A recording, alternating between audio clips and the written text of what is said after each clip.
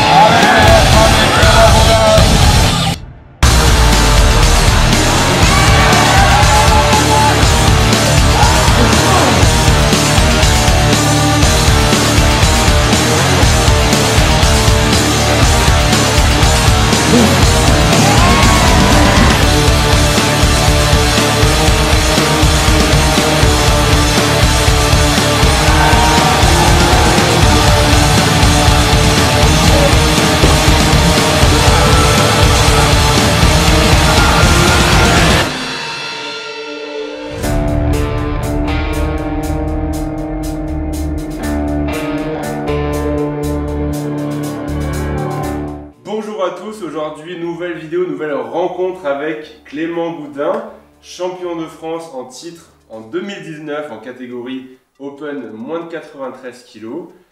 Salut Clément, merci de me recevoir chez toi. Merci Flo d'être venu, d'avoir fait le déplacement, le périple. Avec grand plaisir. Alors sachez que Limoges est coupé du monde, il faut prendre plusieurs moyens de transport pour venir jusqu'ici. Ouais, sur est-ouest c'est vrai, mais sur nord-sud ça va bien. Entre Paris et... Ouais, c'est indirect ça va bien. Ok, bon. Mais bon, t'as qu'à vivre moins loin. Ou pas, c'est vrai, c'est vrai, c'est vrai. Donc, Clément, quel âge tu as? Présente-toi un petit peu, qu'est-ce que tu fais dans la vie? Dis-nous tout. Du coup, Clément, j'ai 31 ans. Je fais de la force depuis... je m'entraîne musculation, mais plutôt orienté force depuis un peu plus de 10 ans. À la base, je viens du judo. Et je pratique la force en compétition depuis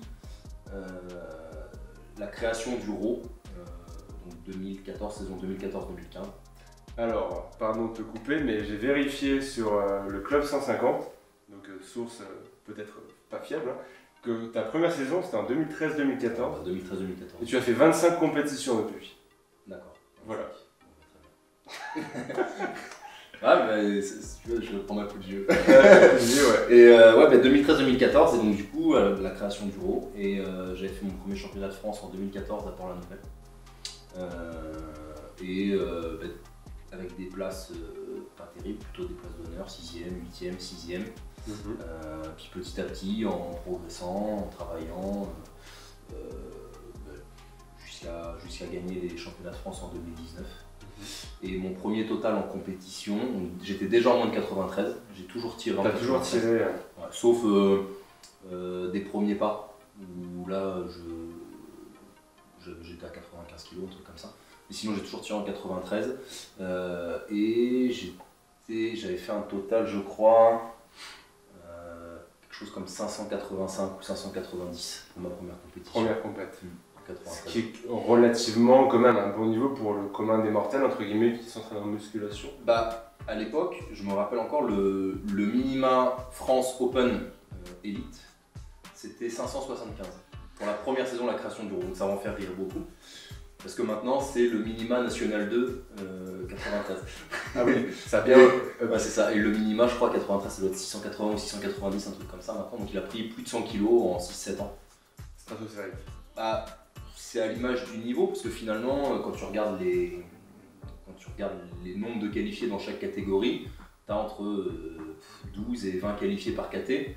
Donc ça veut bien dire que les minima qui sont mis en place sont relativement cohérents, puisque si tu as 12, 15, 20 personnes qui arrivent à se qualifier à un championnat de France, finalement c'est que il pourrait presque être un peu plus haut, parce que 15 personnes pour un championnat de France, ça fait presque beaucoup. C'est vrai. Il y avait un quota à un moment donné pour les...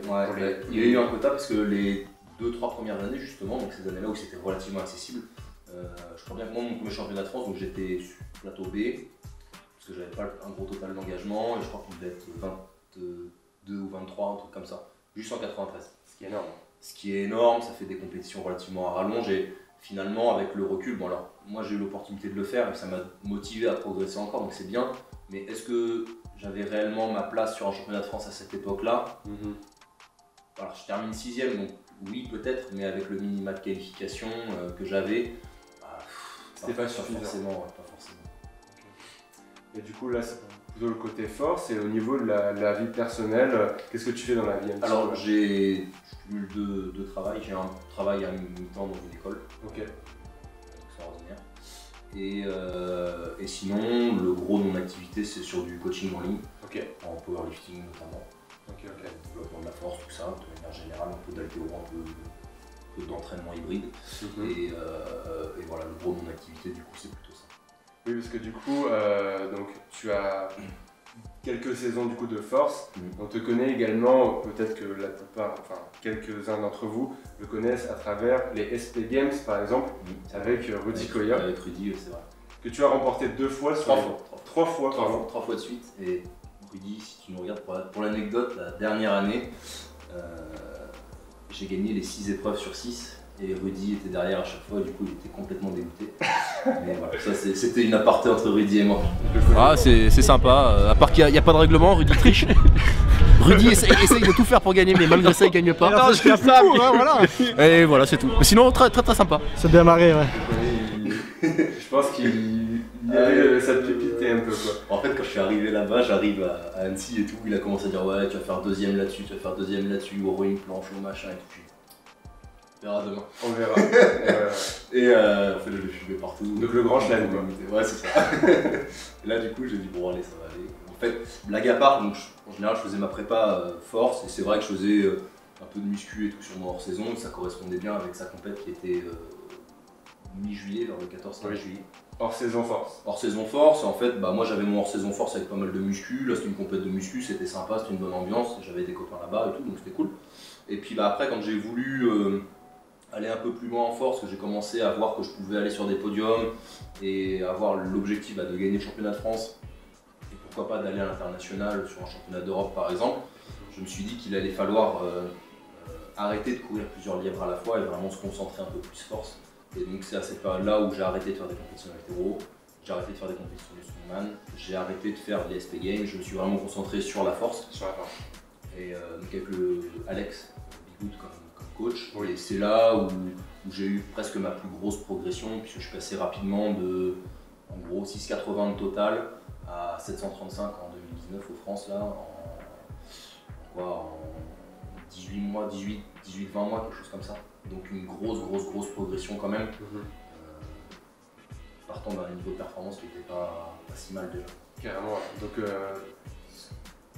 de tout mettre du coup dans la force, ça a porté ses fruits on va dire quoi. Ouais, ça a porté ses fruits, et parce que j'ai eu une plus grosse progression.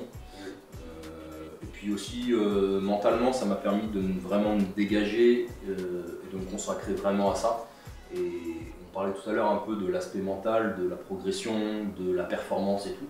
Et le fait de vraiment se concentrer sur quelque chose en particulier, je pense que ça rajoute, ça facilite ce développement-là.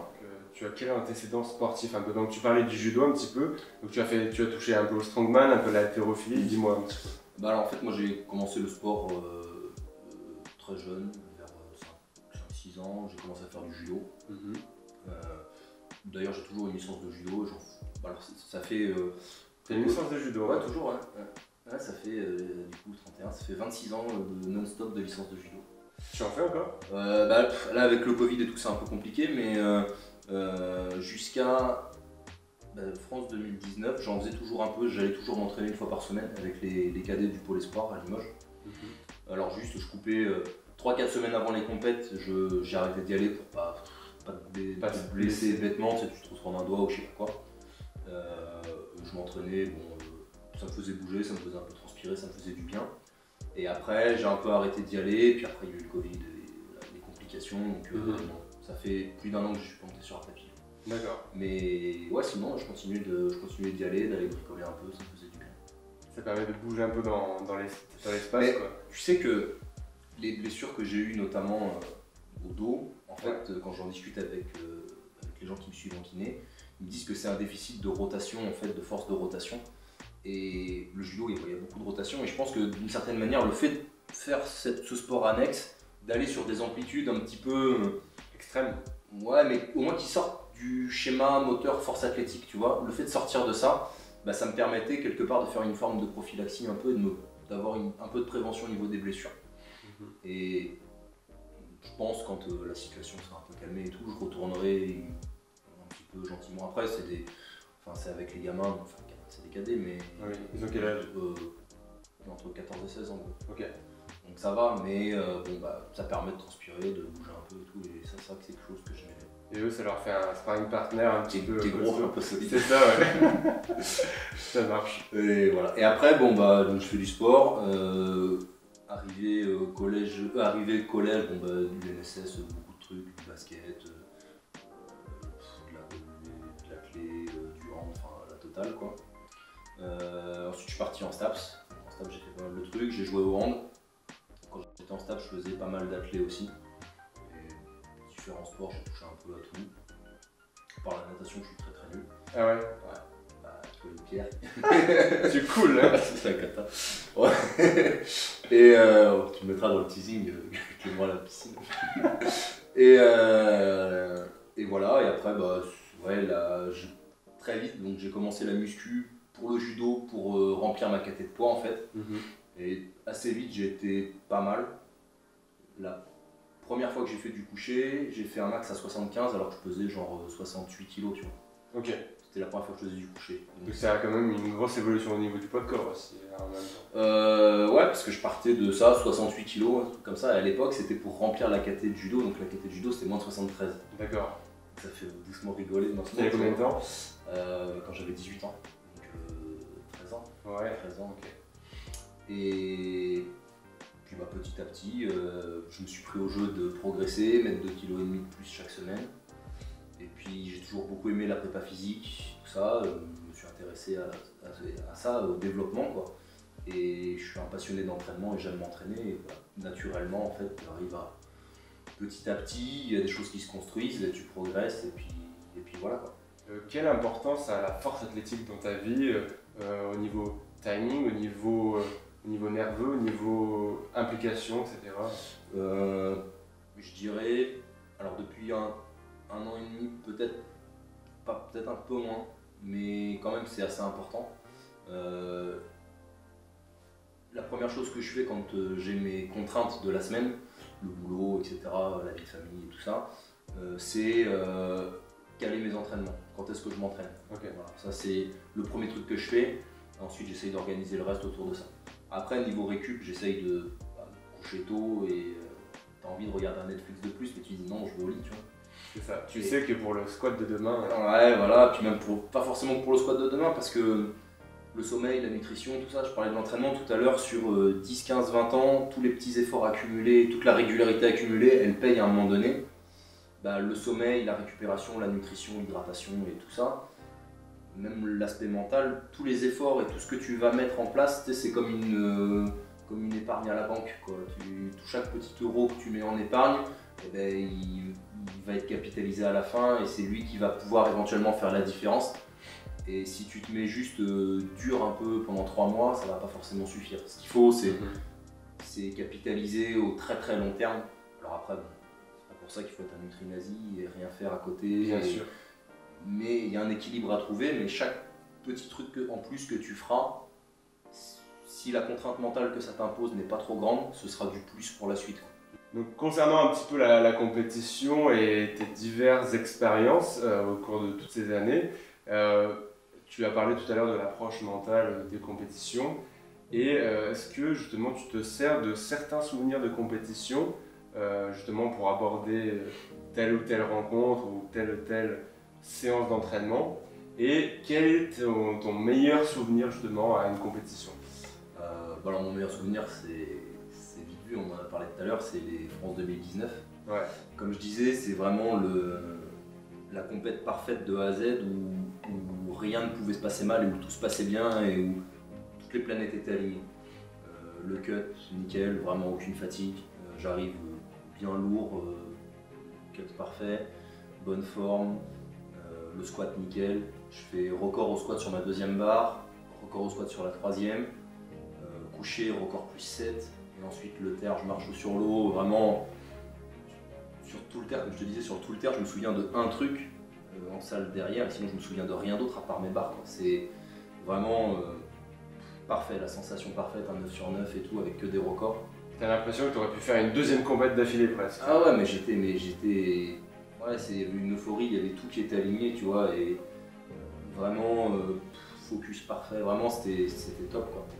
Et ça, du coup, c'est quelque chose quand il y a des moments qui sont un petit peu plus durs, parce que soit tu te fais mal, soit parce que tu as fait une séance de merde, soit parce que tu es moins en forme, soit parce que tu as une petite baisse de motivation, soit parce que. Faut pas se le cacher, là, il n'y a pas de compète depuis 2 ans, c'est dur quand même, c'est dur pour tout le monde, tu t'entraînes beaucoup tout seul, c'est dur pour tout le monde, c'est bien beau de jouer les guerriers, mais à un moment donné, l'humain quoi, c'est compliqué. On veut le côté social. Ouais, bien sûr, bien sûr. Et alors tu peux pas te plaindre parce que j'ai la chance de pouvoir m'entraîner dans de bonnes conditions, d'avoir du bon matos et tout, donc je peux pas me plaindre. Du coup, tu t'entraînes du coup un petit peu chez toi et un petit peu chez moi et un petit peu à la boxe de CrossFit. La boxe de CrossFit, The Box Limoges. Voilà, c'est ça. Et du coup, j'ai de bonnes conditions, donc je vais pas me plaindre. Mais c'est quand même pas pareil que une saison ordinaire. Et il y a des moments un petit peu difficiles. Et dans ces moments-là, ouais, j'aime bien me souvenir de ça, revisualiser un peu ça, voire même regarder des vidéos de ce moment-là, de ces moments-là. Et c'est vrai que ça remet un petit coup, tu dis ah ouais, mais en fait c'est pour ça que je m'entraîne et ça je le kiffe et je peux pas me plaindre ou m'arrêter ou je sais pas quoi. J'ai envie de revivre ça, voilà, c'est ça. Et quand j'ai eu mes petits soucis, mes blessures, la cervicalgie et que je pouvais presque pas faire de bench, j'étais vraiment focus que là-dessus, c'était revenir pour revivre ça et en fait d'être descendu vraiment bas en termes de performance, puis aussi moralement quand même. J'avais d'autant plus envie de remonter haut et d'être fier de ce que j'avais fait, tu vois. Et ça, c'était quelque chose d'important. Ok. Et du coup, on a vu le meilleur. Et quel est ton pire souvenir de compétition? Même si il n'y a pas vraiment le stage de sélection Europe à Vichy, 2019 aussi. 2018 ou 2019, parce que c'était juste après les France, donc du coup le collectif France était 725, j'ai fait 735, donc j'étais qualifié pour Vichy. Oui. Et il fallait faire 770 pour éventuellement aller aux Europes. Et là, pour le coup, l'inverse. J'étais vraiment limite sur les...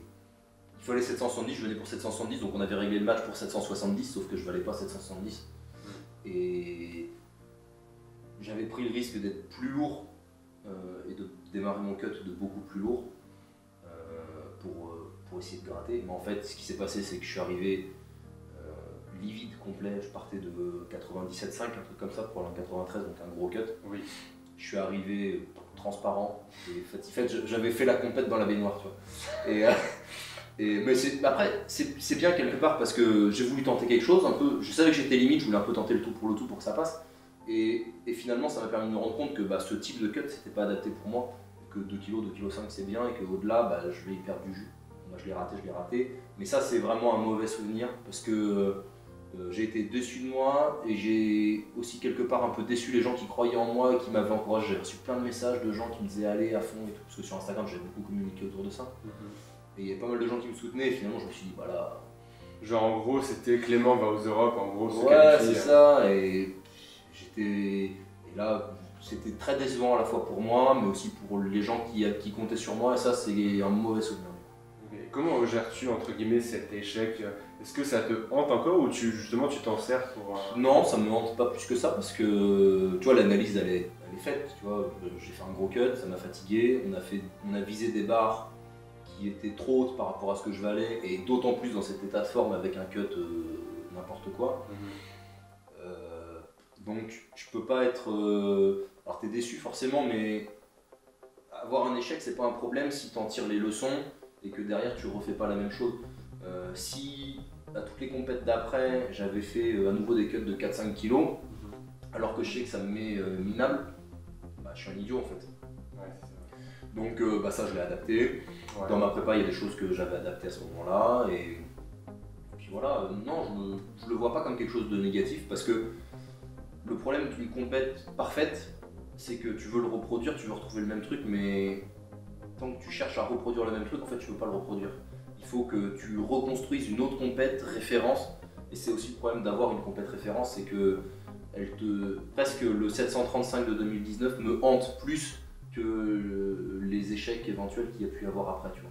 Mais parce que tu veux retrouver exactement ça. Et t'es plus hanté par ça, et en fait, le fait de vouloir reproduire ça, c'est une idiotie parce que tu peux pas le reproduire, mais tu dois reconstruire une autre compète référence en fait. Et il faut le voir de manière un petit peu inverse, et c'est pas forcément facile. Donc, en gros, là, pour conclure notre entretien, j'aime bien terminer par 3 questions perso.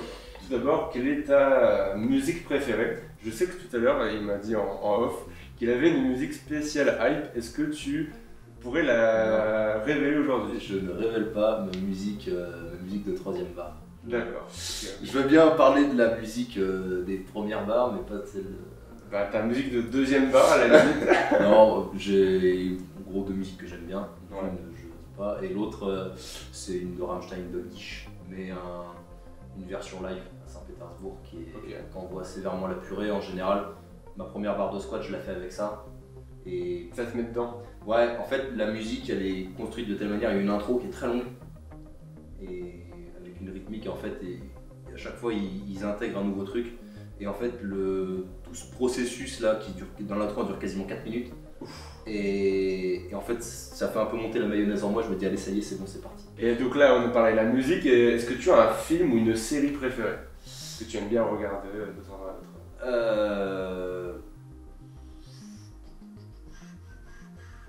Ouais, j'ai pas mal de trucs que j'aime bien. Après, comme trucs qui sont inspirants, moi j'aime bien les animés quand même. Parce qu'il y a quelque chose dans les animés, les mangas et tout, il y a quelque chose en termes de leçons de vie qui sont vraiment intéressantes sur le courage, sur l'amitié, sur le travail, sur le fait que n'importe qui, s'il s'en donne les moyens, peut aller très loin. Et c'est quelque chose qui ressort beaucoup ça, dans l'animation japonaise. Et de manière générale, c'est quelque chose que j'aime bien. C'est un état d'esprit que j'aime bien. Et c'est vrai que j'aime bien regarder ce genre de trucs pour me... mentalement, je trouve que c'est bien. Ça te met dans une bonne dynamique. On va dire une dernière question. Tu as un autre loisir en dehors de la force, beaucoup plus calme. Ouais. Enfin, t'as pas vu les compétitions internationales quand Ah. tu dis ça. Mais ouais, donc je joue au billard anglais depuis un bon moment. Je commence à jouer un peu au lycée et tout. Et du coup, j'ai joué à un niveau pas mal et je coach l'équipe de France moins de 18 ans. Ok. De France jeune moins de 18 ans. Oui, tu étais à Londres l'année dernière, je crois. Bridlington. Donc on a été champion d'Europe à Bridlington en 18 l'année dernière. Et ça aussi, c'est quelque chose qui m'a pas mal apporté. Surtout au championnat du monde, on avait donc le préparateur mental des équipes de France, c'est Joël Abati. Ça me dit quelque chose. C'est un joueur de handball. Oui. Qui a un palmarès. Qui a gagné les Jeux Olympiques. Qui a gagné les Jeux, qui a été je sais pas combien de fois champion du monde, je sais pas combien de fois champion d'Allemagne. Et c'est quelqu'un qui, dans sa façon de parler, c'est incroyable. Je suis rentré dans une pièce avec mes 5 jeunes de l'équipe de France, enfin 6 jeunes, je suis rentré avec lui et en fait je suis ressorti, c'était plus les mêmes que j'avais. C'est incroyable. Transformé. Tu peux faire en fait rien qu'avec des mots, avec des trucs, mais vraiment, et c'est un pouvoir incroyable et ça c'est quelque chose qui m'a beaucoup aidé. Et je pense que ces fameux championnats du monde, ils étaient, pour la petite histoire, j'ai fait les départementaux où je fais 700. Le lendemain, je vais à Charles de Gaulle, on part à Bridlington, on fait les championnats du monde, donc 10 jours à Bridlington, juste après et après je reprends ma prépa, et tout ce qu'on a fait et que j'ai fait faire avec Joël et tout aux gamins, en fait ça m'a servi pendant ma propre préparation jusqu'aux France ou de 2019 là où je fais 735. C'est vraiment quelque chose qui m'a énormément appris, énormément tiré vers le haut et qui m'a beaucoup apporté. Donc d'où la préparation mentale qu'on disait tout à l'heure. Ouais, pour moi c'est essentiel, et l'état d'esprit. Tu vois beaucoup sur Instagram mindset. T'as beaucoup de gens qui font ça. ils en parlent sans savoir ce que c'est, mais vraiment la façon dont tu décides d'orienter ta vision, d'orienter ton esprit, d'orienter ta parole, elle fait une différence mais fondamentale de tout à rien en fait. C'est incroyable parce que le pouvoir que ton propre esprit a sur ton corps, de la suggestion positive et tout, c'est vraiment incroyable. Et c'est surtout que toi, ton mindset, comme on dit, ton état d'esprit, donc ça vient d'une expérience, pas d'une façon de penser en fait que tu as inventé entre guillemets comme ça. Ouais, je pense que le mindset, il y a des choses, tu vois, il y a des clés, il y a des, Ouais. il faut être positif sur certaines choses, il faut reformuler les choses parce qu'on est tous négatifs à un moment donné. Quand tu es négatif, tu dis non, vas-y, je reformule, tu vois. Et Ouais. mes athlètes là, ils vont, parce que je les fais vachement chier avec ça. Quand je reçois un compte rendu de séance, ah ça c'était nul et tout, là ils sont allumés. T'as pas le droit de dire que c'est nul. Tu peux ne pas être content de ci ou de ça, mais tu peux pas dire que t'es nul, tu vois. C'est interdit. Et il y a plein de choses comme ça qui sont hyper importantes. Et quand tu mets chaque petite stratégie les unes empilées sur les autres, et que tu tournes vraiment ton esprit comme il faut, tu arrives vraiment à faire quelque chose de super intéressant et de te convaincre toi-même en fait que tu peux tout casser.